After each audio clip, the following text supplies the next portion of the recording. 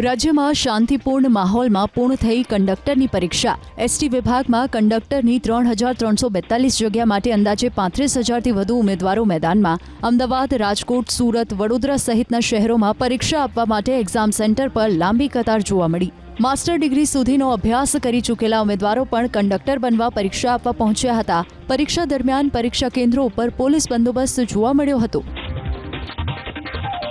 અમદાવાદમાં ડિસેમ્બર મહિનામાં આરોગ્ય વિભાગે 5 એકમ સીલ કર્યા. બાપુનગરના જયશ્રીનાથજી ચવાણા સેમ્પલ સબસ્ટાન્ડર્ડ આવ્યા. ચવાણામાં સિન્થેટિક કલરનો ઉપયોગ થતો, તો કાંકરિયા રોડ પર આવેલા શક્તિ દાળવાડાના ખીરાનું સેમ્પલ પણ સબસ્ટાન્ડર્ડ. એકના એક તેલનો વારંવાર ઉપયોગ કરવામાં આવ્યો. પ્રિન્સ ભાજીપાવમાં કાંકરો મળી આવતા 16મી ડિસેમ્બરે તેને સીલ મરાયું.